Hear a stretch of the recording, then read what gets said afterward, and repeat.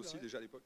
Vous avez créé et développé des entreprises dans le digital, la restauration, encore l'hôtellerie. Vous défendez une ambition, préserver le patrimoine, l'industrie et les savoir-faire français, en redonnant toute sa place à la valeur travail. Votre holding H8 Invest finance près d'une quarantaine d'entreprises. Et pour finir, vous fondez en ce début d'année 2026 l'association Le Pouvoir de l'Action pour proposer des solutions concrètes et peser sur le débat en 2027. Jean-Philippe Cartier, c'est à vous. Merci. Bonsoir, bonsoir tout le monde. Bonsoir à tous. Alors tout d'abord, je tiens à m'excuser parce que ceux qui me connaissent bien, il y en a quelques-uns, sont habitués à des grands discours sans papier. Et ce soir, j'ai tellement de choses à vous dire que j'ai beaucoup écrit. Ma mère serait très fière. Et parce que le moment est comme important. Et je pense que plus que jamais, dans un pays où nous, entrepreneurs, on nous a expliqué, j'ai 50 ans, que pour vivre heureux, il fallait vivre caché, je pense que pour une fois, on n'a pas d'autre choix que de sortir du bois, de s'exprimer, notamment au regard de l'élection qui arrive l'année prochaine, parce que sinon, il n'y aura pas beaucoup d'autres alternatives que de prendre d'autres options, et ce pays doit forcément bouger. Et ce n'est pas forcément par une envie absolue, parce que si on veut être célèbre, on fait comme le copain avec l'archevêque, on fait qui veut être mon associé. Donc, on le fait parce qu'on n'a pas d'autre choix. Et puis, on a tous besoin de se réveiller, de se sortir de notre zone de confort et de prendre un peu plus la parole. Et vous avez entendu ça à peu près toute la soirée, de gens qui l'ont parfaitement bien exprimé. Et c'est dans ce cadre que j'interviens aujourd'hui avec une volonté, prendre de plus en plus la parole, faire bouger les lignes, parce que je suis français. J'ai pris la décision de ne pas partir il y a déjà plus de 15 ans, à peu près, même 18 ans, quand j'ai vendu ma première entreprise. Et je suis resté, et j'en ai beaucoup dans mon entourage proche qui sont partis. Et on reste là, on est solide pour une raison très simple, parce qu'on croit en la France, parce qu'on croit qu'il y a un rêve français, parce qu'on l'aime ce pays. Beaucoup l'abîment, mais nous on l'aime et on se bat. Alors c'est pas simple tous les jours, parce que nous quand on est là le soir, tous autour de cette salle, on a des métiers, on se lève le matin, c'est pas notre métier, on n'est pas des hommes politiques. Et en même temps que je vous parle, je gérais des soucis professionnels, comme vous tous, avec mon WhatsApp il y a 3 minutes. Donc c'est une volonté, pour ça il faut être unis. Pour ça, il va falloir un élan collectif, mais je pense que des choses sont possibles. Et en tous les cas, j'ai envie d'y croire et je vous garantis que cette soirée, elle me rend optimiste parce qu'on en est arrivé il y a quelques mois et on a tous besoin que ça bouge et que ça change et que le travail redevienne une valeur. Donc, je vais me permettre de lire ce petit texte que je vous ai fait à votre attention et qui a une certaine valeur pour moi. Dans ce climat inquiétant et instable, s'il y a bien une chose qui me fait plaisir ce soir, chers amis, c'est cette impression de me retrouver en famille. Cette grande famille qui est beaucoup plus importante qu'on veut bien nous le faire croire. Cette famille de celles et ceux qui créent, à commencer pour certains par leur propre emploi, qui innovent, qui produisent. Car un pays sans création de valeur est un pays qui ne peut prospérer et qui ne peut pas fonctionner. Ceux qui nous gouvernent semblent d'ailleurs avoir oublié depuis trop longtemps que le fait d'avoir un pays prospère est absolument clé dans l'épanouissement de la société dans sa globalité. La famille de celles et ceux qui pensent que le travail, et c'est ma conviction la plus profonde, doit toujours payer plus que l'assistanat. La famille de celles et ceux qui pensent qu'il est primordial de mettre en valeur nos forces vives, et de cesser de les stigmatiser. De celles et ceux qui ne baissent jamais les bras, même quand tout est si compliqué, et qui redressent l'échine chaque matin en repartant au combat sans jamais se plaindre. Tournez les pages quand on a des feuilles. La famille de celles et ceux pour lesquels le mot courage est la valeur cardinale de l'engagement, à l'opposé de l'immobilisme chronique français. C'est donc à cette famille d'entrepreneurs, au sens très large, dont je fais partie depuis presque 30 ans, le temps passe, et que je connais mieux que quiconque, à laquelle je suis venu m'adresser ce soir.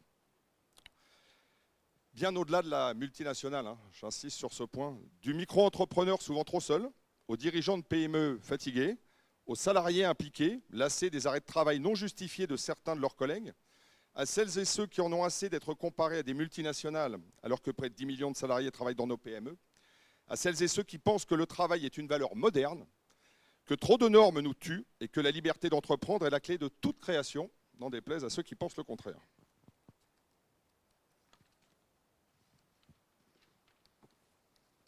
Finalement, je veux m'adresser à celles et ceux qui ne demandent qu'une seule chose, qu'on leur fiche la paix, qu'on leur donne de la liberté, qu'on les laisse travailler dans un environnement serein en leur apportant simplement 2 choses, confiance et stabilité. Chers amis, la France est à un point de rupture et nous l'avons, je pense, tous compris ici. Et parce que je l'aime, j'ai décidé de me battre. Et sans engagement puissant, aucune bataille ne peut arriver à son terme. Car nous en avons quand même assez d'une classe politique relativement déconnectée et d'un pays qui se tiers-mondise. Nous avons décidé que ceux qui travaillent, qui créent, qui transpirent chaque jour pour faire tourner la machine France, doivent devenir les acteurs du changement. Change de technique. L'entrepreneur réfléchit. Mon objectif est clair, remettre la valeur travail au centre du jeu et faire bouger les lignes d'ici 2027 pour un État fort, pragmatique, capable de tenir ses finances et d'encourager ses forces vives à rester. Sinon, partir ne sera plus un choix, ce sera une évidence pour certains, qu'ils le peuvent bien évidemment, et c'est bien malheureux. C'est pour cela, chers amis, qu'avec une bande de génies irréductibles, Céline, Jules, Stéphanie, Frédéric, Laurent, Stan, Malo, Olivier, Eric, nous avons décidé de créer le pouvoir de l'action. Car nous sommes persuadés qu'avec de l'action, nous avons le pouvoir de bouger les lignes et de changer les choses. Pour réfléchir à la France de demain et faire que notre implication sans faille nous permette de retrouver un cap et une vision pour l'avenir. J'ai très peur quand je vois les 57 secondes.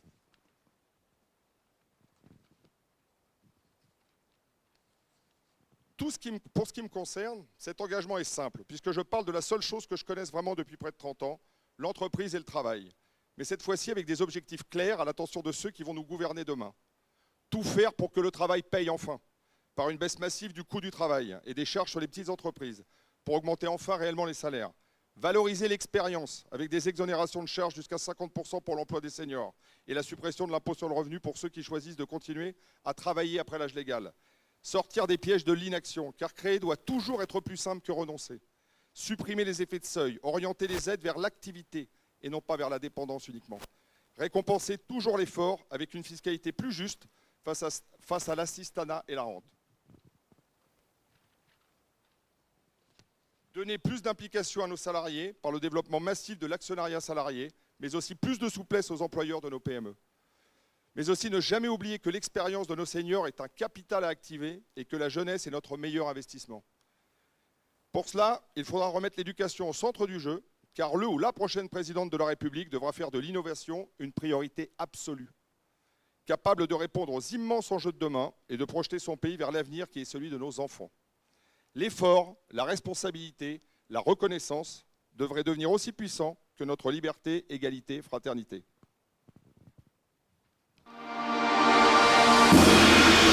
C'est pour cela que le pouvoir de l'action est né et va connaître son démarrage officiel en avril 2026.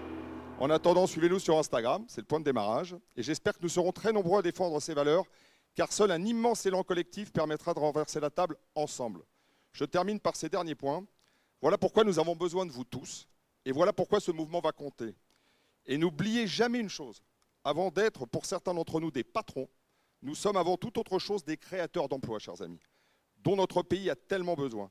Car sans entrepreneurs prospères, pas de pays prospère et pas de peuple prospère. Pas fini. Alors à nous de jouer. Merci à toutes et celles déjà engagées dans ce même combat. Je pense aux amis du Cercle des entrepreneurs engagés, de Trop c'est trop, encore de 300 pour la France. Sachez que nous partageons la même volonté et nous avançons main dans la main avec le même objectif. Merci à Mickaël pour l'organisation de ce superbe événement dont nous attendons le prochain avec impatience, avec un micro plus pratique. Le rêve français est possible, chers amis, j'en suis absolument convaincu. Cela dépend de nous tous, de notre implication. Alors croyons haut et fort en la capacité à nous relever les manches et à croire en demain avec des jours meilleurs. Le rêve français est possible. Merci à tous et j'ai envie de vous dire vive la France. Bravo. Merci. Merci beaucoup Jean-Philippe.